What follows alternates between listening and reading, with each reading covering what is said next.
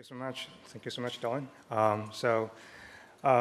My name is Lur, and this is my first time to give a speech in DjangoCon. I'm super excited. So, today's topic is about a BD test in Django app. So before we head into our first slide, I'd like to ask you guys a question. So how many of you have no BDD, or even say applied BDD in your development? Just put up your hands real quick. Good. Looks like San Diego BDD has a great market in San Diego. So let me do a quick introduction for BDD. So BDD represents for behavior-driven development. So it is a methodology which is designed for improving the communication between the tech people and the non-tech people. So it's a purely business-oriented. And it's user-focused and can be easily understood by the non-tech people. So with this methodology, why we need a BDD? So because this is behavior-driven, so it's user behavior-focused, and it focuses more on user behaviors than just functions. And also, it focuses more on software development rather than just testing itself. And also, because this behavior-driven development comes with the description, that means this description can be applied to different platforms. I'd like to break down my presentation into 4 parts. So first, I'm going to introduce how we set up our BDD framework in the real production. And the second is on how we integrate our BDD with our CI/CD process. The third thing is how we do the refinement, so how we just speed up execution for this testing. And the fourth thing is we are going to describe what's the limitation for the BDD.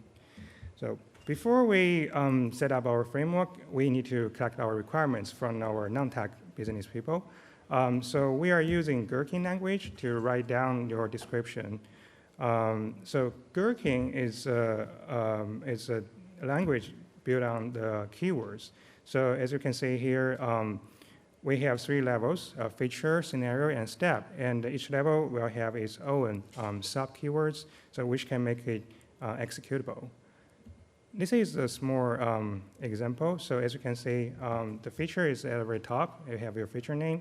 And then below the feature, you're going to have your scenario name. And within the scenario, you're going to describe how you're going to execute your test. And usually, I also like to add some tags for scenarios so that I can just skip some tasks I don't want to run. And also, you can use the data table to have your own specified parameters or your own predefined data. So now that we have our requirements ready, we need to set up our BDD. So we need to get some tools for our BDD. So you already, except for your feature files, you also need a Selenium, which is for manipulating your browsers. And also, we need a thing called Behave. It's a design framework for BDD in Python. And thanks to our Django community, we have a Django test integration, which is called Behave Django. And the fourth thing is we need a thing called page objects. It's a methodology for just gathering all your DOM elements in your page, and it's easier for you to do the management for your elements. Now, we now can get our hands dirty now. So first, install all the dependencies I mentioned in the slides, and Selenium, Behave Django, and also PDB for debugging. And then you have to install your WebDriver. So because Selenium needs WebDriver to control the browsers, and we need a Chrome driver for Chrome, and for Gecko driver for the Firefox. And make sure you have already installed your WebDriver correctly, make sure the path is correct, the version is correct, otherwise you're going to have some compatible issues with Selenium. And for the Mac users, you're very lucky, you can use a homebrew to install all of them. It's very good. And the third thing is we need to create our features. So following the Gherkin style, you create our features. And then I want to emphasize, we also applied our own step convention. I'm going to introduce that in the following slide. The convention here is we are doing in this way. So with the keywords you see in the Gherkin style language, and then somebody do something in the page of the action words. So the page objects, as I mentioned before, is where you're going to have all your elements ready, and then it's easier for you to maintain and then simplify your UI, of course, and you can reduce your duplication of the code. And the action words is where we have all our implementation for the steps. And also, it's because we want to manage those steps easily, so we're just using action words to represent them. Now, so we can see that there is an example. So for the login, so when I log in with the user name and password in the login page of login action, so that's how the step looks like. With all those predefined stuff, we can now build our code structure like this. And I just want to point out, if you want to have some predefined data to load in your test, you can use fixture. And second, if you want to do some quick ways, you can just use factory boy, if anyone knows that, to generate some fake data. That's very quick. And I'm going to go through those files very quickly. So first, you need an environment py. So environment py is where you configure your test running. So based on the Gherkin style feature file, you're going to iterate your running through those levels. So before the beginning of the running testing, and also the feature, scenario, and the steps. And by default, the Behave Django will have already set up the database for you before, and then they will flash out your database after scenario, and they will tear down the database afterward. For the action words, you need to load action because one feature can have multiple steps, and that's why you need multiple action words. And you need to tell the BDD framework, say, which action words you want to load in. So based on our convention for the step definition, we just tell the BDD if we find the keywords inside the step, we load in the corresponding action words. And for the action words, that's where you implement your steps. So easily, you just import in your page objects and then tell the BDD, say, what do you want to perform. So here is an example. I import in a login page, and then I tell BDD, say, I want to log in, and input my username and password and the login. So for the page object, this is one of the examples. So you need to select all the elements you need to perform your behaviors. So you have your user field, your name field, you have your password field, and the selecting method will be ID, class name, and XPath. And so if you can talk to your front-end designer, just tell them, just give you some identifiers that make your life easier for BDD testing. And now here's a step py. This is where you are going to match your action words with your step definition.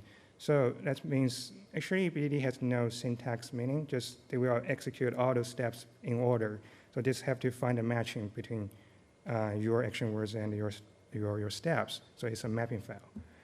Now, after completing all of them, you are good to go, and you can run the commands. So this is how the command looks like. So Python manage py is like you launch your server in Django, and then add a behave option. So you also can keep your database after running the testing. That's easier for you the next one, or even say you have some same database.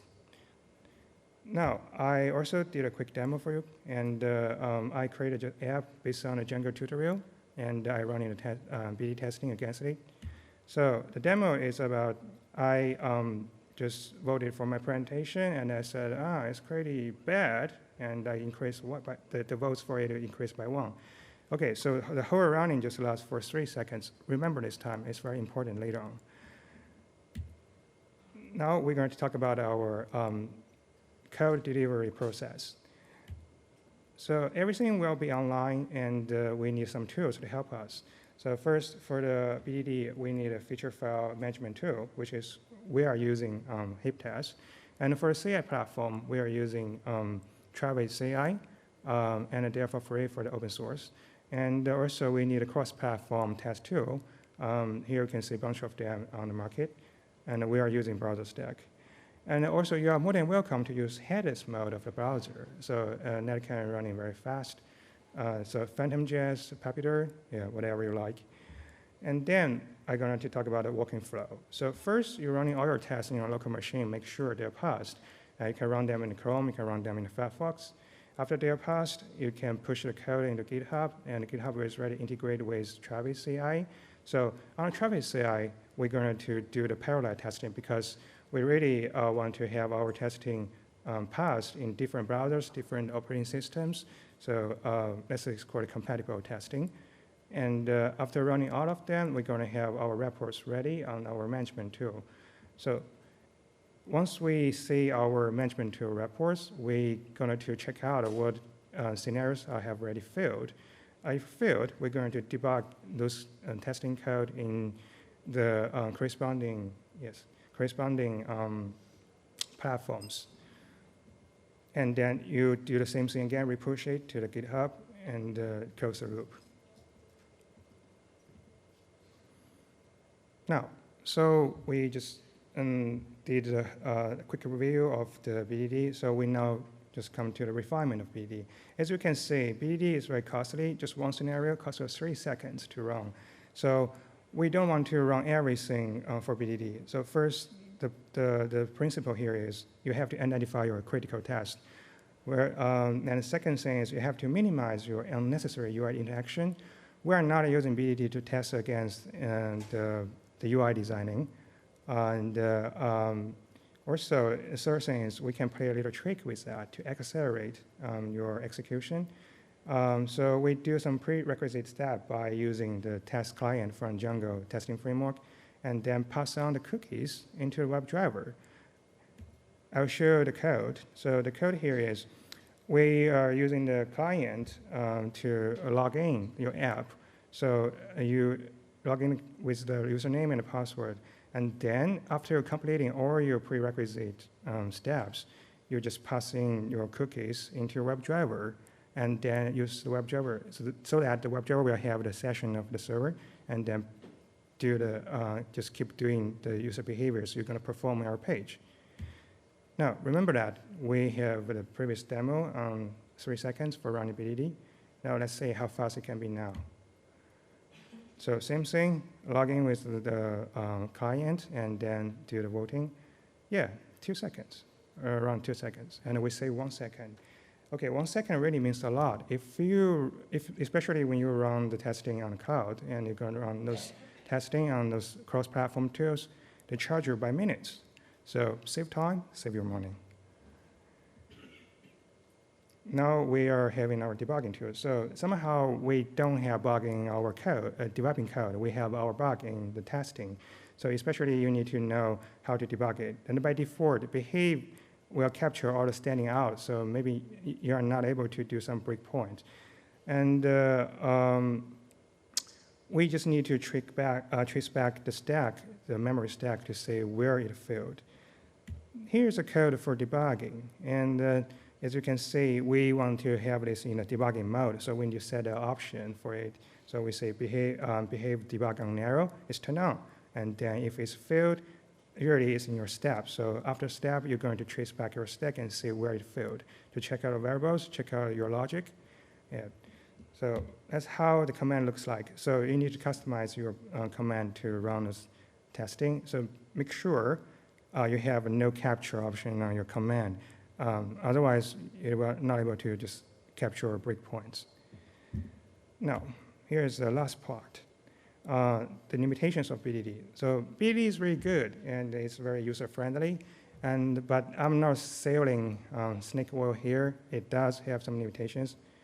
So first, the logic of a description is linear. As you can see, they have many keywords, and they execute keywords in order. So if you want to have some conditions to run the BDD, like if else, so one way for you to do that is you just have a data table ready and iterate the records against your BDD testing.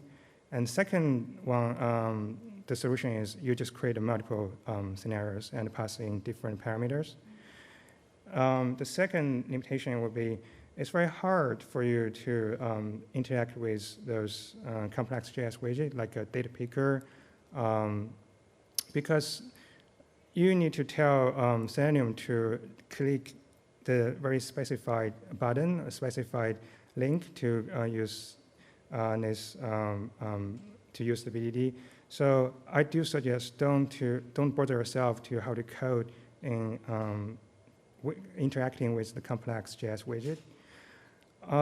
The third thing is the errors raised in the different browsers can be various. So somehow you may face an error in Chrome like the element is not available in this page. However, when you do the same testing in Firefox, it may raise an error for you like this element is not interactable. So I do suggest if you want to test against whether you have this element on your page, don't use arrows to raise up. So just create some, just selecting multiple elements with the same class name or same ID and see whether the array is empty or it's not empty. So that can be very good. Okay, that's all I have today. And this is my email, and feel free to send me any questions. And how many minutes do we have? Like 7 minutes. Okay. I had a question. I wanted to know if you could elaborate any more on one of your biggest gotchas. I know you had a slide dedicated to it, but what kind of vexed you the most with starting? You mean, sorry? You had a slide on some of your gotchas or things to note. You're not selling us snake oil. So I wanted to know one of your biggest gotchas and one of the biggest challenges you had. So for running BDD, actually you are manipulating the elements on your page. And it can have some glitches when you do the BDD testing, like the page is already loaded, but your BDD framework didn't catch that elements and it threw out an error. So you do have to set up some waiting time for it. So that's the big challenge, because if you do it on your local machine, it can be very fast. But if you do it online or even push up your CI platform, somehow it may not, the elements may not be catched. So you need to check your network and check out whether this has been captured, and you set up your waiting time, like 1 second or 2 seconds to help you with that. So that's the thing. Do you usually use asynchronous waits, or do you just use like sleep or something like that? Oh, or yeah, have you time had trouble sleep. with Time either sleep. one? So when you check about the framework they are using for Behave, actually they are setting an infinite loop, and then if the running time just surpasses 10 seconds, they're going to stop and throw up an arrow. Can you say anything about any sort of design patterns between you and UI or front end that makes it easier for you to not test like the UI design while you're making these page locators and et cetera? Yes. So usually, if you have a very complex landing page, you have many animation on the page, it's very hard for you to use BDD, actually, yes. So that's why I'm saying BDD is a methodology for you to have integration testing between your front end and your back end. And you just need to see whether there's exactly thing on your page, the data from our API, for example. So when we do this thing, we usually talk to our front-end developer, say, can you add some, specific class name ID? It's easier for you to do the testing, because even though this BDD can support XPath, the XPath can be very slow if you do the BDD testing. So I do suggest you can use ID or use a class name in your front end, and can be very helpful for BDD. So we use a little bit BDD, but a lot of times there's problems with the versions between Chrome and Firefox and whatever we're using for CI. Mm-hmm. How do you handle that? You mean how to handle the errors in Chrome, Firefox? Like that regards to versioning, like how do you either keep everything up to date or keep everything into one version, or the whole sync with Selenium, because it's really... So that's why we use the cross-platform tool. So like a Source Lab or Browser Stack, they will handle those settings for you. So usually when we do the CI at Travis, we set up our versions. Usually we use the latest one, the latest version for the browser. And if it's not compatible with the Selenium, they will give you the indication. So like a Browser Stack or like Browser Stack, it has a page for you to set up your a browser version. If the Selenium is not compatible with this version, it won't show up. So that's how we reference our settings. You mentioned some weaknesses of BDD, but what are some unique strengths of BDD? Do you guys do both BDD and then also unit testing, or what combination is one better than the other? So, like what I said, BDD is not everything. So you have to do those unit testing, functional testing before you can do BDD. BDD is a complementary testing, and it didn't cover everything. Usually, we say something you may not see your front end, but you have to consider it, like some error information going to throw up in your page. We may not test that with BDD, but you have to make sure there are some proper showing up in your page. Just continuing on the last one, how do you measure test coverage with Behave? So so that's why we need a description. So the description will be measured by the user. So actually, BD is kind of like a mixing with integration testing and user acceptance testing. And with the description has been proved, you can just you can make sure that your testing is covered, especially for the user behaviors. And they say that, okay, that's what I want for performing the behaviors on your page. Then they said, okay, it's covered. That's what we say. So it's purely user behaved, and we only test against the requirements we collect. So that's a coverage. All right. Well, let's give a round of hand. Okay.